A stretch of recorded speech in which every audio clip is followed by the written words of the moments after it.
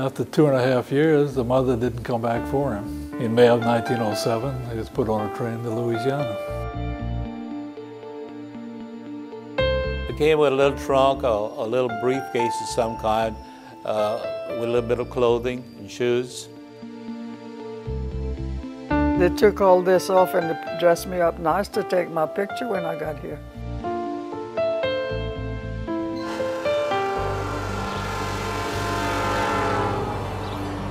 You can still hear the trains as they pass through the small town of Opelousas. A century ago, there were a few special trains that stopped here. The trains had a precious cargo of young passengers. They were orphans who had been in the care of the Sisters of Charity at the Foundling Hospital in New York City. Since it was a Catholic institution, they appealed to the Catholic parishes, like in southwest Louisiana, it's mostly predominantly Catholic communities. Lucien LePerry's father, Frank, was 3 years old when he arrived in Opelousas with dozens of other New York orphans in 1907. Just think of how many of us would not be here today if it wouldn't have been for the orphan trains. The local Catholic priest, Father John Engberink, recruited families and even hand-carried their requests to the orphanage in New York. This one from a Doucette family asks for a 3-year-old child, preferably with black hair and black eyes. The sisters would give the parents a receipt telling them when the child would arrive. Each child had a numbered tag that helped identify them. It didn't work quite that well. Apparently it was kind of a bedlam situation there when the children arrived. Harold Dupré founded the Orphan Train Society of Louisiana. The group has just opened a museum in an old freight depot in downtown Opelousas. Dupré's father was also 3 years old when he arrived in 1907. Little George Thompson traveled with his 6-year-old sister, Agnes. You have to realize that back in 1907, most people spoke only French here. It was that language barrier that separated the young siblings. The wrong George Murphy, wound up going with the parents of Agnes Thompson. And she kept telling them all along, you have the wrong George. The brother and sister would grow up in separate families. Agnes tells a story about the time that she went to a church in Grand Prairie, Louisiana, and she saw him. And she says she went up to him to talk to him, and he ran away.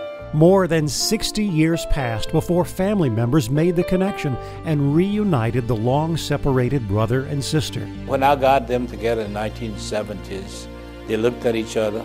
They both had blue eyes. They both had reddish hair. They looked so much alike. Dupré says his father didn't remember the train ride, but Agnes had vivid memories. And she says, they had to drag me to the train. I didn't want to leave. I wanted to stay in my home. This was their home. During the decades that the orphan trains were leaving New York City with their young passengers, 250,000 children would find new homes all across the United States. 2,000 of those orphans would find their new families here in Louisiana.